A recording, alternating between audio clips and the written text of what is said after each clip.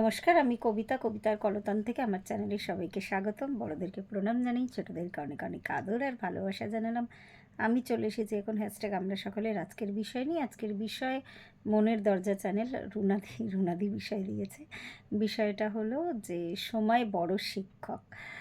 আর বিষয়ে যাওয়ার আগে রুনাদিকে অনেক ধন্যবাদ।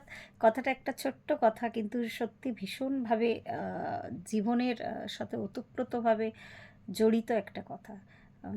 সময় বড় শিক্ষক তো বটেই, তার সাথে সাথে যে সময় আমাদের বলে না, একটা হিন্দিতে খুব সম্ভবত একটা কাহাবত আছে যে সময়ের মতন মলম আর কিছু নেই আর কি। আম, যে কোনো ব্যথা, কষ্ট, যন্ত্রণা শারীরিক আমাদের হয়তো ওষুধ খেলে চলে যায়, কিন্তু মানসিক কষ্ট, ব্যথা, যন্ত্রণা সেটা যত বড়ই আঘাত হোক না কেন, সময়ের সাথে সাথে কিন্তু সেটা ফিকে পড়ে যায়। তো সত্যি কথা, সময় বা কাল, যাকে কাল বলা হয়, এটা অনেক বড় জিনিস। কাল থেকে কালান্তর, এটা বলতে গেলে না মানে অনেক একটা ডিপ একটা আলোচনা হবে। কালের নিয়ম অনুযায়ী আমরা কিন্তু যে কোনো কষ্ট, দুঃখকে ভুলে যাই। আবার হয়তো এমন একটা কিছু যেটা হয়তো আমি প্রাথমিকভাবে ধরে নিচ্ছি যে আমি জয়ী হয়েছি, কিন্তু সময় সেটা আমাকে বুঝিয়ে দেবে আমি কিন্তু আদপেই জিততে পারিনি। আমি কিন্তু আসলে আহ, হেরেই গেছি। আবার এমন অনেক বিষয় আছে যেখানে হয়তো আমি হেরে গেছি প্রাথমিকভাবে, আমি কিছুতেই সেই আহ, জয়ের মুকুটটাকে মাথায় পড়তে পারিনি, কিন্তু সময় কিন্তু দেখিয়ে দেয় যে না, আসলে আমি হারিনি, আমি জিতে গেছি। তো সময় সব কিছু মানুষের জীবনে অনেক কিছু মানে ওলট পালট করে দিতে পারে। ওলট পালট মানে ধারণা বা ভাবনা।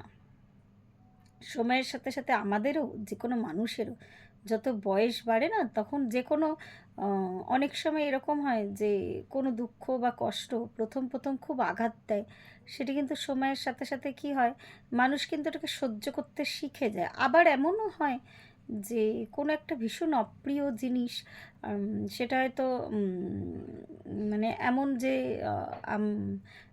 ধরো খুব অপ্রিয় একটা জিনিস, হয়তো কোনো অপ্রিয় ঘটনা, কোনো অপ্রিয় বস্তু, আহ, যাই হোক না কেন।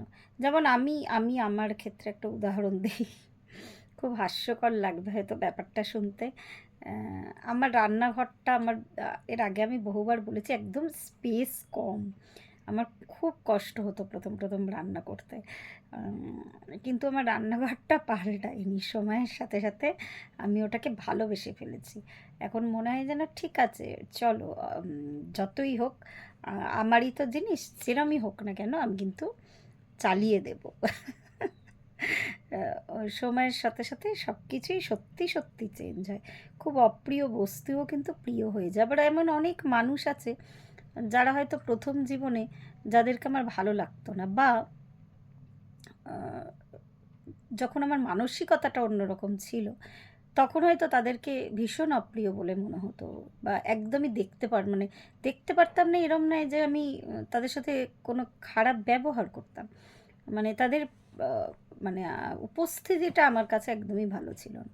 কিন্তু এখন যেন সময়ের সাথে সাথে, আমি এটা বারবার নিজের উদাহরণটা দিচ্ছি, আমি জানি না কে কীভাবে নেবে, আমি যেন সব কিছুকে নিয়ে চলতে শিখে গেছি।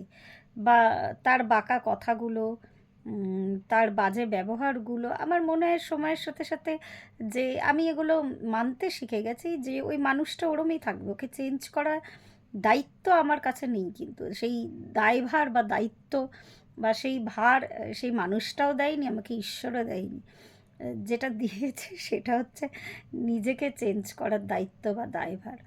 তো সুতরাং আমি জানি যে ওইভাবেই আমাকে চলতে হবে, ওইভাবেই আমাকে কন্টিনিউ। নদী তো থেমে থাকতে পারে না, নদীতে একটা বাঁধ দিলে কি হয়, সেই গতিপথটা চেঞ্জ করে করতে পারে, কিন্তু বহমান থাকে। তো স্টপ হয় না কোনো কিছুই, সেই যতক্ষণ না সাগরে মেশে। তো এইভাবেই আমাদের জার্নি। তো সময়ের সাথে সাথে অনেক কিছু ফিকে পড়ে যায়। আবার সময়ের সাথে তো এমনও জিনিস আছে যে অত্যাধিক ভালোবেসে ফেলি হয়তো, সেই জিনিসটা প্রথমের একদমই আমার কাছে কোনো গ্রহণযোগ্যতা ছিল না। বা একদমই ভালো লাগতো না তার সাথে কাটাতে আর কি। এবার তার ফলে কি হয়, মানে আস্তে আস্তে থাকতে থাকতে থাকতে থাকতে তার উপরেও একটা ভালোবাসা জন্মে যায়। তো কোনো কিছুই ফিক্সড নয় এই এই জগতে আর কি। এটা আমার মানে একটা উপলব্ধি যে কোনো কিছু, না কোনো ব্যক্তি, না কোনো বস্তু, না কোনো সম্পর্ক, কোনো কিছুই ফিক্সড নয়। কোনো কিছুই অ্যাকচুয়াল আর কি, পুরোটাই একটা ওই মানে একটা ফিলোসফিক্যাল কথায় আমার নিজেরও বলতে একটু কেমন লাগছে, যাই হোক, ওই পুরোটাই আর কি নাটক, নাটক চলছে, সেই নাটকের একটা অংশ। হ্যাঁ, তা বলে থাকতে থাকতে থাকতে থাকতে যেটা হয় আর কি, যেহেতু মানুষ, ওই বারবার ওঠানামা ওঠানামা হয় আমাদের মধ্যে, তো কোনো আঘাত এসে হয়তো খারাপ লাগলেও যদি তুমি এটা মনে করো না, যে সত্যি সত্যি কোনো কিছু ফিক্সড না, যে যা চলছে নাটক চলছে আর কি, এই নাটকটা শেষ করে তোমাকে যেতে হবে, এই নাটকটাকে সঙ্গে করে নিয়ে তোমাকে চলতে হবে। যতদিন তুমি নাটকে ক্যারেক্টার থাকবে আর কি, যতদিন তোমার রোলটা, ওই আগে যাত্রা বা থিয়েটারে হতো না যে 300 রজনী, 400 রজনী এরকম চলছে আর কি, পালা তো ওই পালাটা তোমার যতদিন কন্ট্রাক্ট সাইন আছে, তো ততদিন ওই পালাটা আর কি, মানে তোমাকে অ্যাক্ট করে তোমাকে যেতে হবে।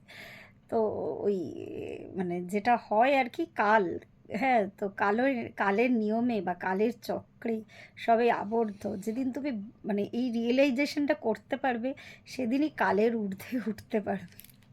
তো যে সময় যেটা দেয় সেটা একটা লার্নিং, এই লার্নিংটাকে নিয়ে যতদিন ওই 3D ওয়ার্ল্ডে এই নাটকটা চলছে, এই নাটকটাকে চালিয়ে নিয়ে যেতে হবে। এটা যদি বুঝে যাওয়া যায় যে সত্যি সময় বড় শিক্ষক, আর সময়ের কাছ থেকে শিক্ষা নিয়ে যদি সময়ের ঊর্ধ্বে উঠে যাওয়া যায়, তবে তুমি জয়ী। হ্যাঁ, তো এখানকার হার জিত, মান অপমান, অভিমান, ভালোবাসা, সম্পর্ক, সবই ওই কালের মধ্যে আর কি আবদ্ধ। তো ওই কালচক্র বলে যদি কেউ বিষয়টা দেখে থাকেন, বা গুগলে সার্চ করে দেখতে পারেন, কালচক্র উম, বলে একটা আর কি আবর্ত হয় আর কি। তো তার মধ্যে পুরোটাই তো কালচক্রের উপরে একটা ডেভিল, তো ডেভিলটা ওই কালের চাকাটাকে এরকম দাঁত দিয়ে আটকে আছে। তার ওপরে যদি কেউ এই কালচক্রের একটা ছবি সার্চ করেন, দেখতে পারবেন। হ্যাঁ, কালচক্রের মধ্যে যা যা, আচ্ছা আমি এখন যদি ভেঙে বলতে চাই আর কি, অনেকখানি কথা, তার মধ্যে কাম, আহ, লোভ, ফুলিশনেস, সব কিছুই কালের নিয়মে আবদ্ধ আর কি। তার ওপরে কিন্তু গৌতম বুদ্ধ, যে কেউ গুগল সার্চ করলে দেখতে পারে। আমি যদি পারি কালচক্রের ছবিটা দিয়ে আজকে আমি থামনেল করবো আর কি। তো রুনাদিকে বিষয়টা দেওয়ার জন্য আরেকবার ধন্যবাদ। বুঝে গেলেও কি হয়, যেহেতু সাধারণ মানুষ, সত্যি মাঝে মাঝে কয়েকটা আঘাত হয়তো এসে লাগে, আবার ভাবি যে দূর, এটা তো কালের খেলা, নিয়মের খেলা, কি হবে, মানে আমার মধ্যেও বুদ্ধ আছে আর কি। যদি সেই রিয়েলাইজেশনে চলে যাই, তাহলে কিন্তু ওই কালচক্রকে আমি জয় করে নিতে পারবো। তো ওটা একটা ম্যাজিক আর কি। ম্যাজিকটা যে বুঝে যাবে, মনে হবে আমার বক্তব্য শুনে আমি তো উল্টোপাল্টা বকছি, কিন্তু সত্যি সত্যি যে কালের নিয়ম বুঝে যাবে, তাকে আর কোনো কিছু টাচ করে না। কিন্তু ওই যেহেতু আমরা ঘোরাফেরা করি সবসময় আপস ডাউনের মধ্যে, একটু ডাউন স্টেট মাঝে মাঝে চলে যাই।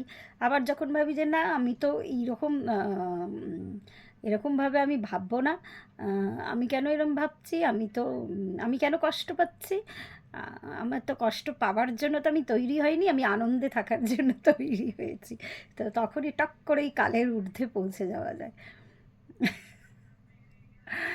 তো আজকের আলোচনাটা এইটুকুই রইল। আজকের দিনে মানে আমি আজকেই সানডে, আজকেই একটা টাইম এলো আর কি, মানে ভীষণ ডাউন লাগছিল নিজেকে। একটু বলতে আমার আপত্তি নেই, একটু নার্ভাস সিস্টেম, একটু হাত পা ঠকঠক করে কাঁপছিল, একটু মনে হচ্ছিল চোখে জল আসছে। উম যা হয় আর কি প্রতিনিয়ত জীবনে। আবার ভাবলাম না তো আমি তো জেতার জন্য জন্মেছি। কালচক্রের ওপরে উঠতে হবে আমাকে।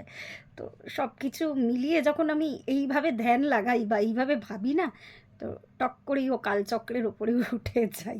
তো সময়ের উপরে ভাববেন হয়তো আমি বোকার মতো কথা বলছি। সময়ের মধ্যেই তো আবদ্ধ। যাবো কোথায়? কিন্তু চাইলেই নিজেকে নিয়ে যাওয়া যায় সময়ের ঊর্ধ্বে। তো এইটুকুই রইলো আজকে। প্রত্যেকে ভালো থাকবেন, পরিবারের সকলকে ভালো রাখবেন। ধন্যবাদ।